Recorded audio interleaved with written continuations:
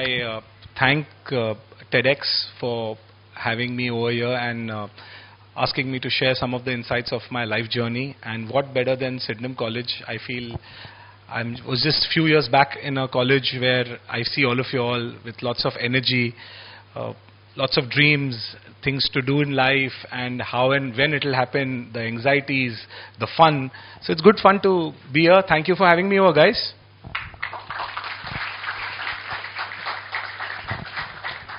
So here, I'm here to share my small journey of over last almost 18 years in real estate and working after my MBA, of how we built an organization right from scratch and took it to almost $1 billion value and still growing. And what better moment than the 10th anniversary of our organization. Today we celebrate 10th year of Paradigm, and it feels really amazing to give back of what our journey has been and try and share some insights which can help you grow in life.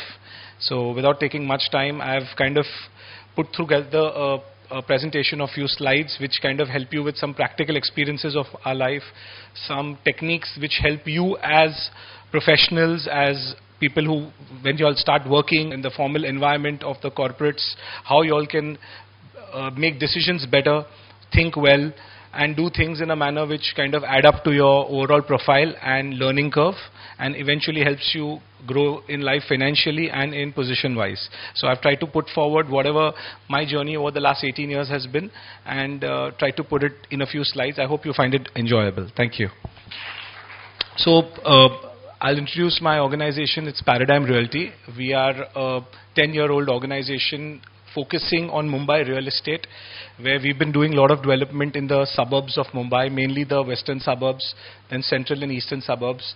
Today, as you see the milestone here, where we've completed over 10 projects, more than 3,500 homes delivered on time, more than 13 projects are completed, more than 10 years of operation. We've got a team strength of over 300 people, where all driven, focused individuals are working towards making this happen. We've got over 3,000 customers across Mumbai who've bought Paradigm homes, and they've been the backbone of our growth. And we're dealing with all the top financial institutions of this country who back us to make our projects much financially sound and give customers confidence to kind of buy our projects. So that's a brief snapshot about our organization. So how do you build trust? That was the biggest factor that we had. So we came very, very clear that first 2, 3, 4 projects, even if we don't make money, even if we are not there in it where we feel that the desired numbers are not coming in, we'll still complete the buildings on time. We'll make a great product. We'll not compromise on quality. We'll make homes well in a manner where at least customers get true value of their money, and they start talking well about us as a word of mouth. Because any company who starts on their own starting, they first have to build credibility. Without that, you can't. So that's the first moving step. Second, what is the vision behind the entrepreneurial journey? I've kind of put some thoughts behind it in terms of what was the fire in the belly that you wanted to do, what was the hunger, what was the thirst that you wanted to create. So we were very clear that we wanted to build quality homes differently. We realized that real estate industry had a kind of a tarnish. People never used to get credibility. People used to feel that projects late hi hote hai. Builders don't deliver on time. What they say, they don't promise and do. Unlike a finance industry, or you buy a FMCG product, or a hotel service industry, you don't have those credibility issues in those industries the way you have in real estate. So for us, it was important that we realized that if we can make a niche for ourselves in this over-competitive second, third, fourth generation kind of industry, and in there we can kind of make a niche where we can deliver quality homes at affordable price and still do volume work in city of Mumbai, that's where we can add value. So we realized that we don't want to be smaller developers who just do small 1-2 redevelopments, or we did not have the capital that time to become large developers. We kind of looked at mid-level, where we collaborated with a lot of landowners and erstwhile developers by bringing in expertise, bandwidth, resources, logistics, know-how to turn around projects in a successful manner. And that's how our journey started, from starting first 10 apartments to almost 3,500 apartments that we've delivered. to almost 3 million square feet that we've completed. Another 3 million square feet is ongoing, and 5 million square feet we are coming up ahead. So we've got almost an amazing pipeline, and that too in the city of Mumbai, and large projects. These are 2 acres, 3 acres, 4 acre projects where with our vision and our competence and our team's capability and a great bandwidth we bring in, landlords have been trusting us with their land, partners have been collaborating with us, banks have been supporting us for working capital needs, and that's how we've kind of grown it ahead. Nothing is transactional. It is lifetime relationships you make. So you may think that today this relation is not important, but tomorrow after 5 or 10 years this relation, from where it will come, only thing will matter, what is the experience that person has had for you. The interaction he's had with you, does he take back anything positively? Does he feel good or have something good to say about you? Or at least he doesn't talk negative about you. So these are the things that are very, very critical for you all as youngsters when you are growing into the next phase of your life. So as an organization, we follow a policy of sharing risk, sharing return. We partner with right institutions, landowners or developers where they share a common shared vision of delivering fast, quality homes and not hold on to inventory. We are in business of selling. You cannot fall in love with your product. You have to keep selling to survive. So if anyone who meets our ideology and value system, we kind of partner with them. We've been adaptable with them that anything in the market changes, we review our strategy. We go back on the drawing board.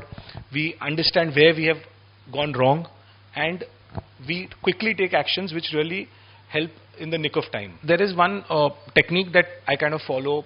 There are basically a lot of leadership styles, but I follow a transformational leadership kind of a story where it is not transaction, it's not traditional.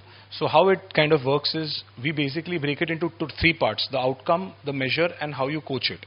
So outcome is if I can build a vision in my team to see what the result is going to be there, how the outcome is going to look, what's the end product going to be feeling like. Is it going to be valuable? Are we going to be best in that segment? Whether for real estate in that micro market, are we going to make the best product? Are we going to give the most functional planning? Are we going to have a demand compared to 10 other competitors? If that outcome can be picturized and can be manifested by the team, that is a strength of a good leader. Because as a leader, you yourself know everything. But can you put it back to your team who are going to execute, who are going to put their 8, 10, 12 hours a day on executing that outcome? Number 2 is the measure part, how you are tracking the progress. So once you've given a vision to your team, you are reviewing it with them, coming up with different options of how they can better it. And are you able to measure it? Are you able to track it and give them feedback? That's the second step. Last is coaching. If there is any mistake or any kind of error or any kind of result which is not in line with what we accepted, is there a solution? Can we give them a learning? Can we give them one-to-one feedback? So rather than gaslighting and just saying that you don't know how to do the work, I have personally ensured with all my team members, I sit and explain them that this is the way it can be. I'm not the best judge, but either we get the best person who can get us, a best consultant who can guide us, and we get better with it. So that's important. So today, whoever has grown with us over the years in the organization, besides financially, besides position-wise, they've all grown intellectually.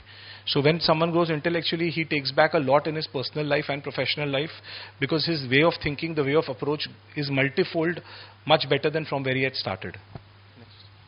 There's another very good, what I'm sharing, there are a lot of literatures of that available online as well, but I'm kind of picking what kind of works with me and what has helped me build my organization.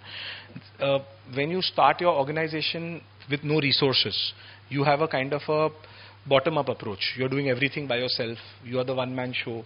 You are the peon, you are the guard, you are the MD, you are the crisis management, you are the ambulance. But as you build the organization, you build resources, as there's credibility, more financial prudence, you kind of have a top-down approach when you're growing, where you have all decision-making at the top level, but execution happens at the lower level. So that's how I realized this matrix is very beautiful. It basically derives your all decision-making in 2 quadrants. One is what money you can maximize, and second, how much energy you can save or buy back your time, or in terms of what is the system and the process or the cult you can create. So basically, there are 4 quadrants. First is the delegation. Basically, as you're growing, anything that takes up too much of your time, you can delegate by building a great team. So we have today almost 10 to 11 head of departments who have independently 15 to 20 years of experience. So today there is almost 200 years of collective experience at the top management level. So that means if I'm able to give them my vision and execution plan, they're able to delegate it further down and we get the desired result, scale, size and in a timely manner. So that's the way I look at delegation. Second quadrant that you see is replacement. Now, when you are paying resources, when you are able to meet their aspirations, and whatever you are able to pass it on to the next level, the battalion in a relay race, how you run, you give it to the next level. You are replacing your energy by giving it to them, making free time for yourself to do bigger things, to kind of maximize on your own potential as a leader. So if you free from clutter, you free from operations, your team takes over that, and then that gives you the vision plan of what next you can do for the organization to grow. Third part is the investment part. Basically, it's the question that what I need to do to become better, what are the skill sets that we need to acquire to make better decisions. As a leader, you want to be solving $1 million problem than a $10 problem. So my idea is that if as a leader, I get out on that part where if I invest in my right people, right team, right processes, right systems, like we have CRM, we have a lot of AIs that we are enabling now in our system, how we can grow with more technology-driven ways. We have a lot of other technologies that helps our sales, CRM, construction processes. So we invest in that. And the last one is the produce part. Basically, this helps you to enjoy what you are doing. Basically, the entire satisfaction of what you have created, can you enjoy it, or you are constantly burdened? You don't have time for yourself. So when that part of produce is high, that's the time when you're maximizing your energy and ability to spend money. So this is a matrix which has really been helpful. There are a lot of online sessions by a lot of people on this matrix. I think if you all see it and you put it into practice in your individual level, tomorrow when you do jobs, when you do business, this matrix helps you take much better decision in life. Basically, how we're doing, there's another technique of ATF, audit, task transfer and fills. How does this work is, basically you have to, as a professional, audit what you're doing. For example, I look at it life as red, green and yellow. If I know that it's a red stop, then I have to audit the velocity of the problem. Can that problem break me completely or just put a pause in our growth? Can it take us a U-turn in life where we lose everything, or is something that we can live with this problem? Second is the yellow one, which is not very grave, but you still have to keep in mind and sort it. And green ones are when there are no problems, it's only improvement from there. So you need to audit your decision making, that every decision is what compartment, red, green, yellow. Second is task transfer. How I prefer to do is whatever key decisions are there, we kind of put it to our team and we kind of give them the entire learning of benchmark of how it's to be done. We groom them once, transfer the data to them, where I work on a formula where if my team comes to me with one particular problem, I tell them, you come with 3 recommendations and we'll choose one solution together. So that's how the task transfer is done, where they are trying to do the things that you have visionized or what you can do that frees up you to do more work. And last is fill. This is the feedback that you can give team in terms of how they can get better with everything, and we kind of improve as an organization. So tomorrow, the thinking level is not only with the leader. There are, if 5 people are working under you, then all 5 are thinking and adding into a strategy of how you can maximize returns, how you can save cost, or what you can do to efficientize and save time. Again, this is one of the rules where I generally don't follow personally much, but I've realized I'm learning to follow. I was on my talking was on the first quadrant and listening was on the second. So I used to do 70% on the talking, but with time and age, I started realizing that anywhere we are sitting in a forum, in a seminar, or any kind of internal conversation with our team members, we realize that we all want to talk more. We realize that we all want to talk everything that we know. So in a way, you're only talking what you know rather than being observant to learn what you can process from others and make yourself much better intellectually. So I've realized now that if I move with people who are much successful than me, there have been my mentors whom I've taken inspiration in more than many ways. So I realized the more I was silent and curious and I was anxious and was keeping my talking less, that much was the time where I kind of grew more as a professional first, because I don't call myself as an entrepreneur. I call myself as a professional first, because all my life I've worked in a job background. So if you're professionally open to learning, that's when you can take better decisions. Then of course 20% is your talking, and we just have 10%. We all have opinions because that's for free. We all have advices because that's easily available. So I believe that if it's making sense, then only we should offer, because aimlessly we trying to put our perspective as an emotion to our people or something like that, people don't care. So why waste energy? So the whole quadrant is, if 70% listening can be done, other two quadrants are something which really helps us to build as a better individual. I believe this one also a very, very good technique is own your energy. Basically, I believe that your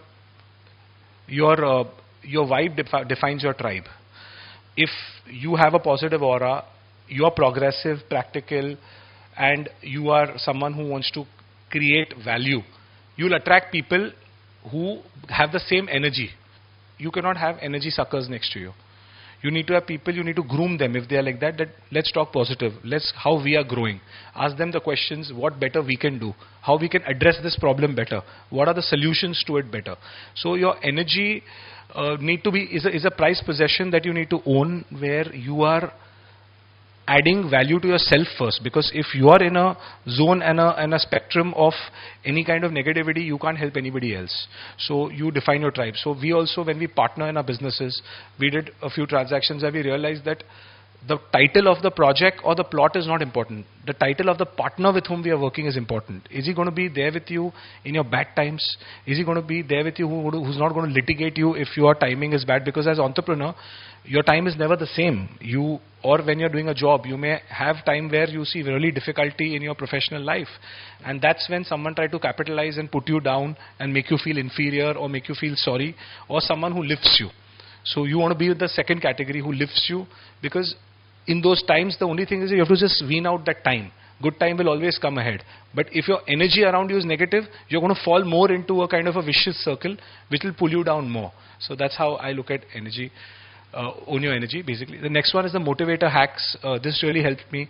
For example, I used to give myself targets that if I sell 300 flats in my organization, I would give myself a vehicle, or I would give myself a foreign trip, or I would like to travel anywhere with my family. So these are the motivator hacks that I used to give to achieve some target. Two, I used to reverse it other way, where if I don't achieve something, if I don't do something, I used to deprive myself that you're not going to go out for a dinner. You're not going to go out and meet friends. You're not going to do this. You're not going to do a particular thing which gives you instant gratification. So when that happens, now the fire and hunger is so much more that it instantly gives you a thought process of how I have to win this. I mean, losing is not an option. Not giving up is not an option. You have to win through. So these are the hacks that I kind of follow.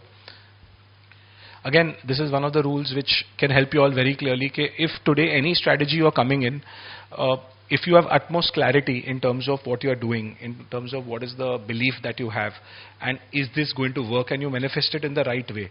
So if you are looking at something with 100% faith and focus, there is no way that you're not going to get result. The problem with us is we all put half-hearted efforts. Our heart says something, head says something, and we do something else. And all the de-alignment doesn't result. So we realize that, oh my God, I feel I'm working 18 hours a day, I'm not getting result. You feel you're working so hard, you're not getting a bonus, you're not getting increment, you're not getting appreciated.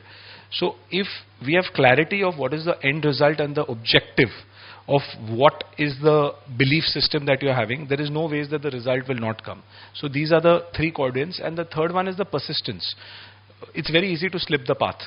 It's like how we go to the gym 2 days, we don't go 9 days. We walk on the treadmill for 4 days and we'll not walk for 26 days. That's not how it will work. Even if you don't like to do some things, you have to show up every day and be persistent, even if you're pushed against the wall, whatever, because it's only that your ability to outbeat yourself what you were yesterday is going to be the way that you're going to get the success in life. So as much as it sounds boring, but few things if you believe in, that this is going to give you profitability, or it's going to give you peace of mind, or it's going to give you good health, or it's going to give you good family life. Whatever that your perspective may be, this rule really helps. That's what I feel. I realize one thing is, people who are better than us, it's so important for us to ask them the right questions. The problem is that we don't ask them the questions. How did they make it? How did they see the success? What is their view on the markets? How they see the recession? How was the journey that they did this? What was the decision behind this particular thing that they did which gave them such a massive success? So these are the few traits that inquisitive edge that you don't have, that anxiety if you don't have, and don't ask people, because you don't get a chance. You may meet your friends by choice. You meet people who are better than you only by accident. And when you meet people better than you by accident, you should not waste that 10 minutes or 15 minutes of not trying to gather something from them. Similarly, today with your friends, you are there and someone good is there. Introduce two people. You introduce two people, you can always say, okay, I've heard so much about this person, he's amazing. So that guy who's better than you, who's more knowledgeable or who's more wealthier, will always feel that this guy's got such a good demeanor that he's introducing someone else to me, increasing my network, my ability to connect with them. So it's most important to have that anxiety or inquisitiveness in you to ask people who are better than you how they did it. And trust me, most of the people who have done well in life, now they want to say how they did it. And you should grab that. That's all. One more thing I had to just share is how you can really be successful in life is say no to impulse. Otherwise, you'll always be bankrupt or you'll always be poor. Because we like something, we spend whatever we have in our hand. I've done that in my life many a times. And then when you really want to take something, you don't have cash flows. So how you kind of delay your instant gratification, it's important, and you say no to your impulse. So keep this always behind your mind that do you really need it? Is it going to be important to you after, let's say, 1 year or 2 years? Because then when you want to take the big decision, like when we wanted to buy our own house, we realized the house was 2 crores, we only had 10 lakh rupees. And we wanted to buy a 2 crore house. Banks were not giving. So from 40 people we had to borrow and we bought a house and then we repaid everyone. But I realized had I not spent that on these XYZ things, I could have bought my house more easier, which was be much important to me in my early days. So keeping a big picture in mind and delaying instant gratification will give you a big compounding arbitrage over a period of time. That's about it. One quote I thought which should go well.